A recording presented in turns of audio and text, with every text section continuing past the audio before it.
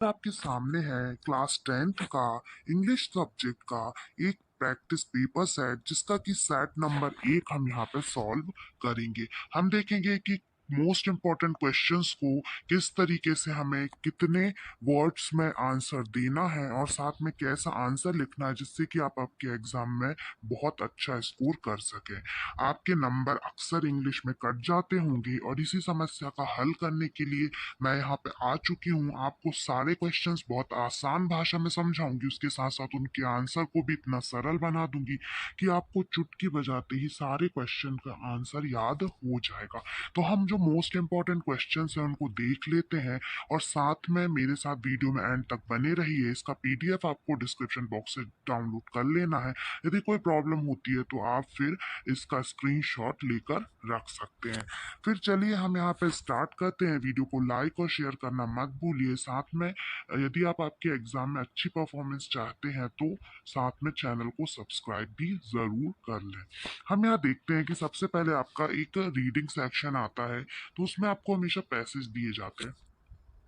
अब अक्सर क्या होता है कि आप पैसेज में ध्यान नहीं दे पाते, समय कम बचता और आप गलत आंसर में टिक करके आ जाते। तो हम यहाँ पे देखेंगे सबसे पहले read the following passage carefully and answer the questions given below. यहाँ पे क्या होता है कि एम्परर का मतलब सम्राट है और साथ में यहाँ पे अशोका जो कि बहुत बड़े राजा हुआ करते थे उनके बारे में ये पैसेज यहाँ पे दिया गया है। तो हम सबसे पहले फर्स्ट नंबर का क्वेश्चन देख लेते हैं। ये जो क्वेश्चंस हैं इस पैसेज के वो आपको ऑब्जेक्टिव टाइप में दिए हुए हैं, तो ज्यादा कठिनाई या टेंशन की जरूरत नहीं है। सबसे पहला है हु प्लांटेड शेडी ट्रीज। ये छायादार पेड़ थे वो किसने लगाए, तो वो उसका सही आंसर है। देखिए यहाँ पैसेज जो है वो अशोका के बारे में है और फर्स्ट लाइन में ही आपको मिल जाएगा कि जो अशोका थे उनने शैडी ट्रीज लगाए, तो आंसर हो जाएगा अशोका। सेकंड वाला आंसर है वो है the Mughals planted the magnificent avenues of chinar in. तो इसका जो आंसर हो जाएगा वो आपका हो जाएगा काश्मीर। उसके बाद ये सब आपको पैसेज में ही देखने के लिए मिल जाएगा। थर्ड वाला है हु वॉज अशोका। अशोका कौन थे, तो इसका आंसर यहाँ पे हो जाएगा ये गार्डन थे नहीं, इंडियन फिल्म एक्टर थे नहीं, ये क्या थे, इंडियन मोनार्च। ठीक है। उसके बाद फिर आगे बढ़ेंगे, देखेंगे फोर्थ वाला which plants were planted along the bank of river Jhelum. Jhelum के तट के किनारे कौन से पेड़ लगाए गए थे, तो इसका जो सही आंसर है वो हो जाएगा यहाँ पे चिनार। ठीक है। फिर उसके बाद फिफ्थ वाला है present our roads are planted by. ठीक है। तो इसका आंसर जो हो जाएगा वो हो जाएगा PWD। ठीक है। PWD के ही अंडर में यहाँ पे जो अपनी रोड है उनको कर दिया गया है। अब उसके बाद सेकंड है read the following passage carefully and answer the given below. इनका जो आंसर है नीचे जो पैसेज के क्वेश्चन उनको भी आपको नीचे यहाँ पे ऑप्शंस जो है उनके हिसाब से देना है। अब यहाँ पे गार्बेज, गार्बेज यानी होता है कचरा। ठीक है। तो ये पर्यावरण साथ में जो कचरा है उसका कैसे निपटारा करना है उस हिसाब से ये पैसेज इन्होंने दिया है। तो हम इसे देख लेते हैं। सबसे पहले यहाँ पे आ जाता है question leaves can enrich blank fertility. तो इसका जो सही आंसर हो जाएगा वो हो जाएगा सॉइल। पत्तियां हैं वो किसकी पैदावार बढ़ाती हैं, तो वो मिट्टी की उर्वरा शक्ति और पैदावार बढ़ाती हैं। सेकंड है give a great environmental hazard. तो इसका जो सही आंसर है वो हो जाएगा गार्बेज। उसके बाद फिर हम आगे बढ़ेंगे, देखेंगे थर्ड नंबर का क्वेश्चन गार्बेज मेक्स परमिसेस। तो इसका जो सही आंसर हो जाएगा अगली। ठीक है। क्या हो जाएगा इसका अगली। फिर है यहाँ पे we can dispose garbage to R. हम डिस्पोज कैसे कर सकते हैं, तो इसका सही आंसर यह हो जाएगा जंक डीलर।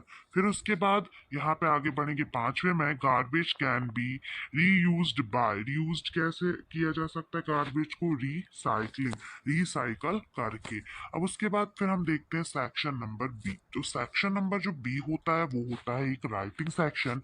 इसमें कि आपको नोट मेकिंग साथ में एप्लीकेशन ऐसे ये सब लिखना होता है। तो इसमें कोई भी घबराने की जरूरत नहीं है। जैसे कि हम एक नोट मेकिंग का यहाँ एग्जांपल ले सकते हैं कि speech is a great blessing. Speech से रिलेटेड यहाँ पे एक पैसेज दिया गया है और इसका हमें नोट बनाना है। तो सबसे पहले देखिए यहाँ पे आपका जो टाइटल है वो क्या है, स्पीच अ ब्लेसिंग और अ कर्स। कर्स का मतलब होता है एक तरीके का वरदान, ठीक है, और ब्लेसिंग का भी अर्थ यही होता है। दोनों ही एक दूसरे के पर्यायवाची हैं, इसलिए यहाँ पे बीच में और लगा, और का मतलब होता है या। ठीक है, तो अब इसके बाद इसके नोट्स पे हम ध्यान दे दें। तो नोट में क्या है, speech is a great blessing as well as curse, ठीक है, ये दे दिया। जैसे इनने यहाँ से निकाल लिया great blessing as well as great curse, तो इससे इनने एक सेंटेंस बना लिया। सेकेंड है, if used carelessly it can make our attitude misunderstood.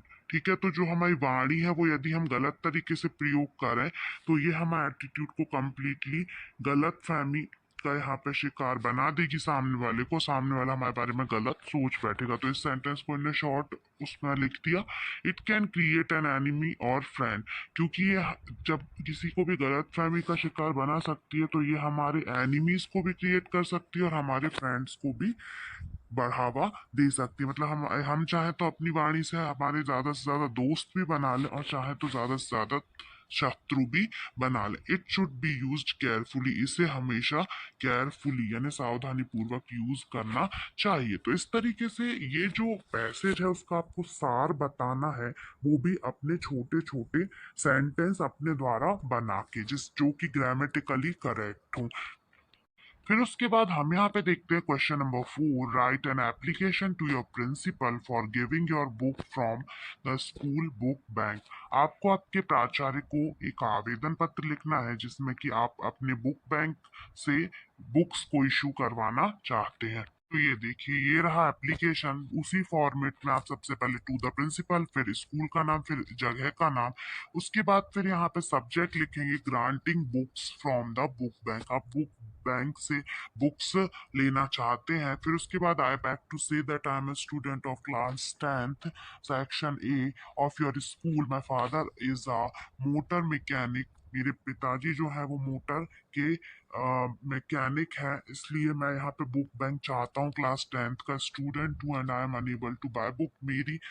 मैं इतना सक्षम नहीं हूँ यहाँ पे कि मैं बुक्स को खरीद सकूँ, इसलिए यहाँ पे so I request you to kindly grant me books from the book bank. इसलिए मैं आपसे निवेदन करता हूँ कि आप बुक बैंक से बुक इशू करवा दीजिए।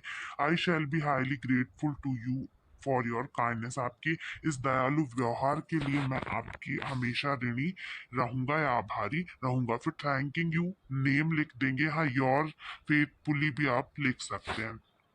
फिर इसके और में देखेंगे, write a letter to your friend to attend your brother sister marriage. ठीक है, तो यहाँ पे आपको एक लेटर लिखना है आपके भाई या बहन की शादी के लिए आपके फ्रेंड को इनवाइट करने के लिए। तो ये देखिए, यहाँ पे आप ऊपर पूरा एड्रेस डालेंगे, डेट डालेंगे, माय डियर फ्रेंड नेम लिखेंगे फ्रेंड का। I hope you are healthy and happy there. मुझे ऐसी उम्मीद है कि तुम वहाँ पे स्वस्थ और प्रसन्न होगे। You will be glad to know that the marriage of my elder brother sister has been fixed on 3rd December।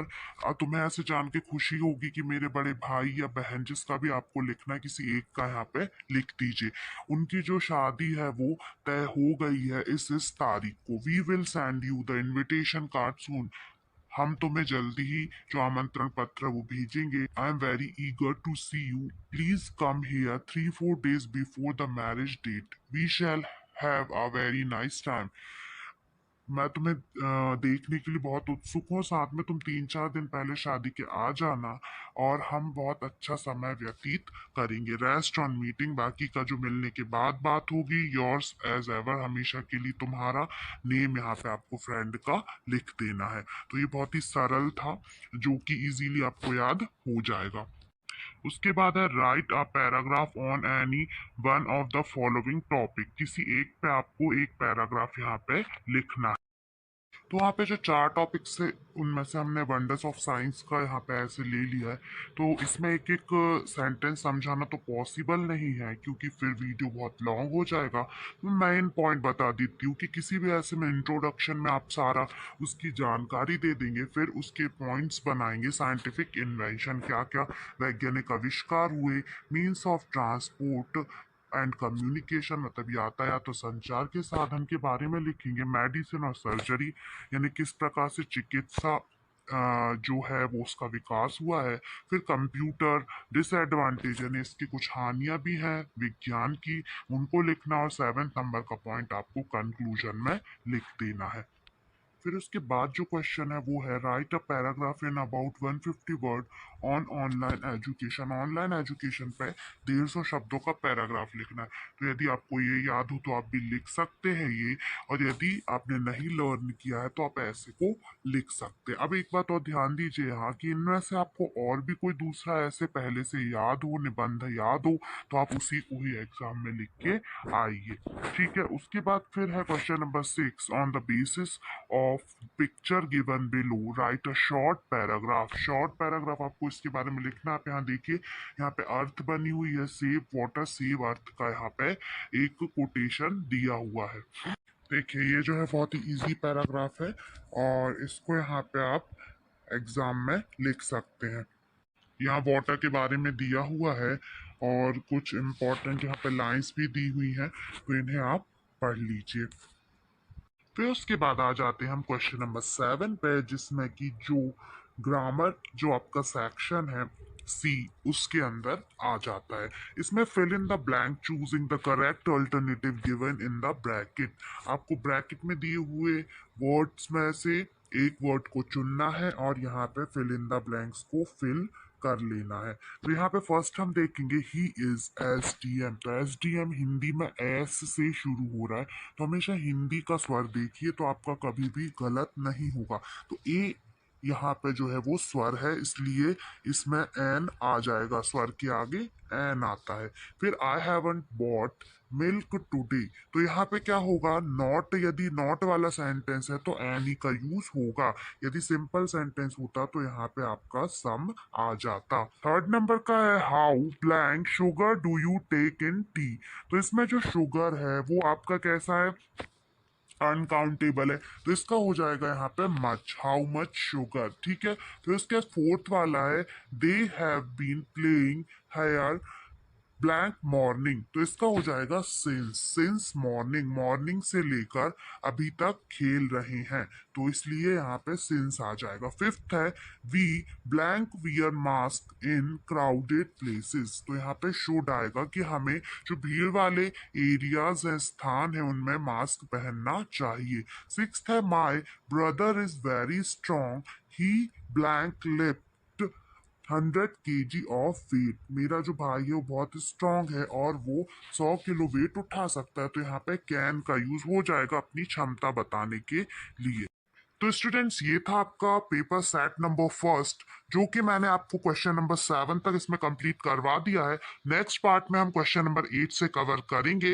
यदि आपने चैनल को सब्सक्राइब नहीं किया तो जल्दी से इसे सब्सक्राइब कर दीजिए। पीडीएफ को डिस्क्रिप्शन